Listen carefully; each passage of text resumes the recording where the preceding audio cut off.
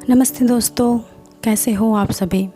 Twin flame soul purpose में आप सभी का बहुत बहुत स्वागत है।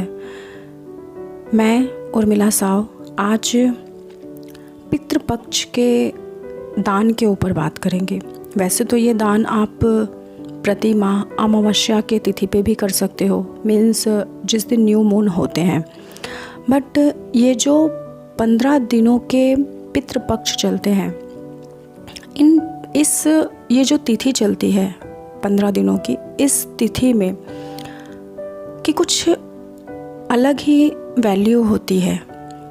और ये 15 दिन सिर्फ़ और सिर्फ आपके पूर्वजों के लिए ही समर्पित होती है। ऐसा कहा जाता है कि आपके पूर्वजों की आत्मा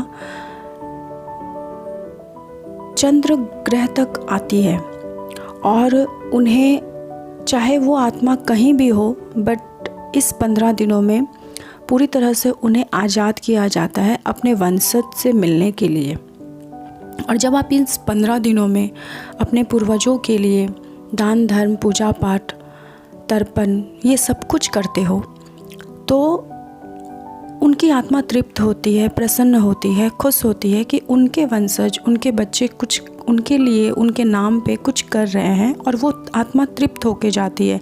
लेकिन जिन घरों में इस 15 दिनों में अपने पितरों को नहीं पूजा जाता है, उनके लिए कुछ दान धर्म नहीं किया जाता है, तो वहीं पे उनके जो पूर्वज होते हैं वो बहुत दुखी आत्मा से फिर से अपने अपने जगहों पे वापस लौट जाते हैं।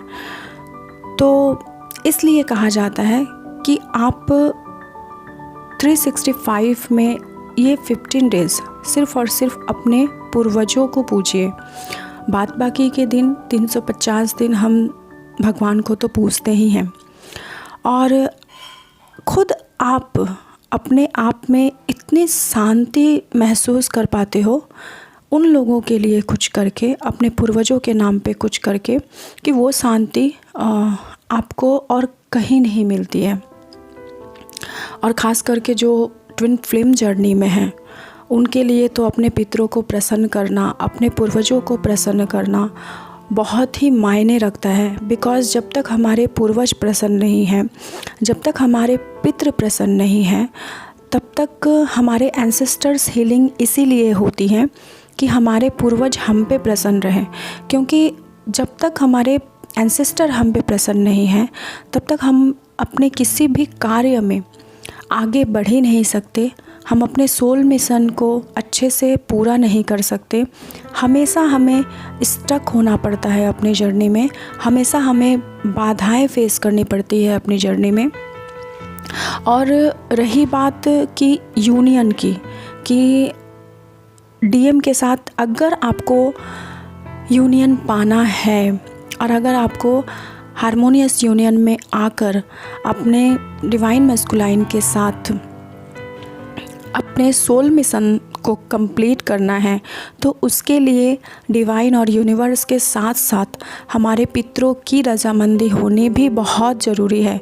क्योंकि ऐसी मान्यता है कि डिवाइन भी बहुत हद तक मजबूर होते हैं, जब तक हमारे पूर्वज, जब तक हमारे एंसेस्टर हमें कुछ ना देना चाहे, हमें ब्लेसिंग्स में कुछ ना देना चाहें, तब तक डिवाइन भी उस चीज़ को पूरा नहीं कर सकते।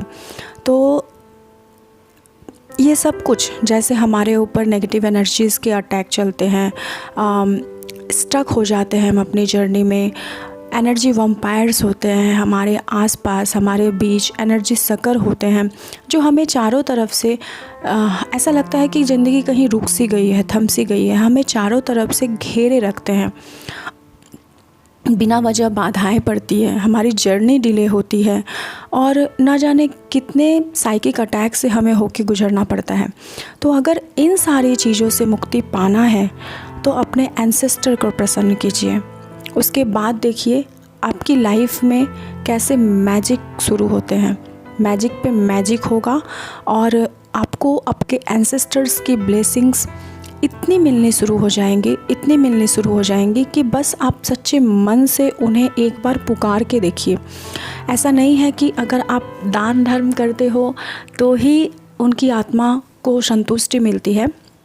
ऐसा नहीं है। बस आप सुबह जब सोकर उठते हो तो पहला प्रणाम आप अपने एंसेस्टर को कीजिए, और जब रात को सोने जाते हो तो हर एक बात के लिए धन्यवाद आप अपने एंसेस्टर को करके सोइए। आपको आपके लाइफ में कुछ भी चाहिए, बस आप मन से उन्हें याद करो, मन से उनके साथ जुड़ो, और आप प्रे करते हुए ये कहो, जब आप मॉर्निंग में प्रे करते हो या नाइट में प्रे करते हो तो आप ये कहो सिंपली कि मेरे पिता पक्ष के सारे ancestors, means my father side all ancestors and my mother side all ancestors, please मुझे मेरे सारी जाने अनजाने हुई मेरी सारी गलतियों के लिए, मेरी गलतियों के लिए, मेरे माता पिता की गलतियों के लिए आप मुझे क्षमा प्रदान करें और आशीर्वाद दें। इसके बाद आपकी मन की कोई भी इच्छा है आप वो बोल सकते हो। अगर आपके ऊपर ब्लैक मैजिक्स हो रहे हैं, अगर आपके ऊपर स्पेल हो रहे हैं तो आप उनसे कहिए। अगर आपके घर में किसी के साथ डिवाइन रिलेशनशिप नहीं है तो ऐसे में आप उनसे कहिए। अगर आपको कुछ भी चाहिए, कोई भी विश चाहिए, अगर आपकी मैरिज डिले हो रही है तो आप इनसे कहिए। अगर आपके बर्थ इशू हैं, चाइल्ड बर्थ इशू हैं, तो आप उनसे प्रे कीजिए। उनसे बड़ा गिफ्ट, ये सारे गिफ्ट और आपको कोई नहीं दे सकता। तो ये तो रही कि आप छोटी सी एक प्रे करके अपने एंसेस्टर के साथ कैसे जुड़े रह सकते हो हर दिन हर वक्त। तो बस आप उनसे दिल से जुड़िए, अपनी आत्मा से जुड़िए, और आप बस उनसे हेल्प मांगिए। जैसे हम आर्कएंजल माइकल को इन्वोक करते हैं हर टाइम पे, हम अपने गार्जियन एंजल से कुछ मांगते हैं, हम डिवाइन से मांगते हैं, हम यूनिवर्स से मांगते हैं, हम गॉड से मांगते हैं, उसी तरह से आप अपने एंसेस्टर से मांग के तो देखो, फिर देखो वो इच्छाएं आपकी कितनी जल्द से जल्द पूरी होती हैं।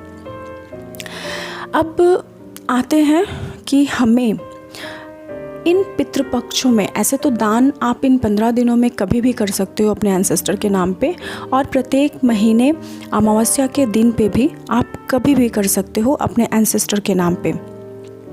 लेकिन इस पितृपक्ष में महालया के दिन जो दान होता है, जो पितृपक्ष के अमावस्या के दिन जो दान होता है वो एक्चुअली महादान होता है। कहते हैं कि उस दिन का दान किया हुआ, आपके एंसेस्टर के नाम पे किया हुआ महालया के दिन का दान पूरी तरह से आपके एंसेस्टर्स को मिलता है, क्योंकि उस दिन बच्चे बचाए चाहे कोई कहीं भी हो, कितनी भी पीढ़ी हो, वो सब इस धरती लोक पे आती है, पृथ्वी लोक पे आती है, और वो आखिरी दिन होता है जब वो इस धरती लोक पे रहते हैं। इसीलिए महालया को महालया की अमावस्या के रात को या फिर सुबह को, उस दिन बहुत ही बच्चों को अच्छे सावधानी से रखना पड़ता है, क्योंकि कहते हैं कि इस पृथ्वी पर पॉजिटिव एनर्जी के साथ साथ नेगेटिव एनर्जी भी होती है। ठीक है, तो इसलिए कहा जाता है। तो चलिए, आप क्या क्या दान कर सकते हैं अपने पितरों के लिए। तो पितरों के दान में सबसे ज़्यादा जो दान महत्वपूर्ण रखता है वो है काले तिल का और चावल का। ठीक है, और इसके अलावा बहुत सारे लोग दाल पूड़ी बनाते हैं, जो उड़द की दाल होती है, मतलब जिसको हम लोग दही बाड़े में जो दाल पड़ती है, सादी दाल, उसका दान होता है। तो हम लोग बहुत सारे लोग ये करते हैं। मेरे घर में जो, मैं ये इसलिए कह पा रही हूँ क्योंकि मेरे घर में जो होता है, मैं वो अपने एक्सपीरियंस से आपको बता रही हूँ, जो मैंने देखा है, जो मेरी मम्मी को मैंने देखा है, जो मेरी पूर्वजों में मैं देखती आई हूँ कि मेरे पापा क्या करते हैं, नहीं करते, मेरी मम्मी क्या करती है, नहीं करती है, और मैंने जो किया है, मैंने जो अपने गुरु से सीखा है, मैं वही आप लोगों के साथ शेयर कर रही हूँ। तो ये चावल का, तेल का, आटा का, गेहूँ, दाल में आप मूंग दाल ले सकते हो, चूड़ा, दही, चीनी, गुड़, नमक, हल्दी, सरसों तेल, घी। सब्जी में जो विशेष करके सब्जियां होती हैं वो होती हैं बैगन, आलू। फल ले सकते हो आप, मिठाई। ठीक है, इसके अलावा आप, और हाँ, घी का दान कहा जाता है, घी का दान महादान है। अगर आप सरसों तेल का दान करते हो तो सरसों तेल के दान से नेगेटिव एनर्जीज़ का अटैक कम हो जाता है। अगर आप गेहूं का दान करते हो तो इससे आपकी समृद्धि बढ़ती है। और गेहूं का दान ऐसा नहीं है कि छोटे पैमाने पे करें, इतना करें कि कम से कम आपके पूर्वजों को खाना मिल सके। ये सारे जो हम दान करते हैं वो इसलिए करते हैं कि हमारे पूर्वजों को 1 साल के खाने मिल सके, ठीक है। तो मैं ये नहीं कहती कि हाँ आप 1 बस्ते का गेहूं का दान कर दो। आप अपनी मर्ज़ी के अनुसार जो भी दान कर सको, अपने मर्ज़ी के अनुसार आप जितना भी दान करोगे वो सिर्फ़ और सिर्फ आपके पूर्वज को मिलेगा। तो आप ये दान करो, और दान आप किसी ब्राह्मण को कर सकते हो। अगर आपके घर में ये नियम है कि कोई तर्पण उस दिन पापा जाते हैं गंगा जी, या फिर भाई लोग जा रहा है तर्पण करने के लिए। ख़ास करके मैं ये बता दूं कि तर्पण कौन करता है, तो तर्पण घर के बड़े बुजुर्ग ही करते हैं, जैसे कि पापा हो गए, भाई हो गए, वो लोग करते हैं। लड़कियां साधारणतः, अगर आपके पिता हैं, भाई हैं, तो लड़कियां साधारणतः तर्पण नहीं करती हैं। और तर्पण अगर लड़कियां कर रही हैं या फिर भाई कर रहा है, तो तर्पण सिर्फ वही कर सकता है जिसके माता पिता नहीं हैं। जिसके माता पिता, मतलब पिता, खास करके पिता, मुखिया अगर जीवित हैं, तो वो इंसान तर्पण नहीं कर सकता। वो इंसान जल अपने पूर्वजों के नाम पे जल नहीं दे सकता। आप बाद बाकी अपने पूर्वजों के नाम पे दान धर्म कीजिए, कुछ भी क्या कहते हैं उसको, पूजा पाठ कर लीजिए, मंत्र चैंट कर लीजिए। जैसा कि आप मेरे पिछले वीडियो को देखा होगा आपने अभी तक, तो उसमें मैंने सिर्फ़ और सिर्फ मंत्र चैंट के बारे में बताया है कि आप मंत्र चैंट के द्वारा और पितृ चालीसा के द्वारा आप अपने पूर्वजों के आशीर्वाद को पा सकते हैं। मैंने कहीं भी उसमें तर्पण का उल्लेख इसीलिए नहीं किया था क्योंकि फिर बाद में बहुत सारे लोगों को कन्फ्यूज़न हो जाएगी, ठीक है। और रही बात कि महालया के दिन जिन लोगों के घर में अपने पितरों का स्थान है और उन्हें पूजा जाता है, उनके नाम पे हवन किया जाता है, या फिर होमाद दिया जाता है, या फिर उन्हें प्रसाद चढ़ाया जाता है, तो आप इतना करें कि महालया के दिन आप अपने पितरों के तस्वीर के पे एक सादे फूल चढ़ाएं, सादे फूल का माला चढ़ाएं, और उसके बाद उन्हें घर में दाल पूड़ी और खीर बनाएं, और उस दाल पूड़ी और खीर को अपने पितरों को के नाम पे भोग लगाएं। अगर आपके घर में होमाद देने का रिवाज है अपने पितरों के नाम पे, तो प्रसाद स्वरूप आप दाल पूड़ी और खीर को चढ़ाएं। और अगर नहीं है तो उनकी तस्वीर के सामने आप प्रसाद स्वरूप आप 5 पूड़ियाँ, 7 पूड़ियाँ, 11 पूड़ियाँ आप रख दें और खीर रख दें। कोशिश करें कि वो प्रसाद फिर बाहर का इंसान कोई भी ना खाए, सिर्फ आपके घर वाले ही खाएं, ठीक है। और आपको 3 जगहों पे खाना निकालना होता है। एक, आपको गौ को खिलाना होता है अपने पूर्वजों के नाम पे।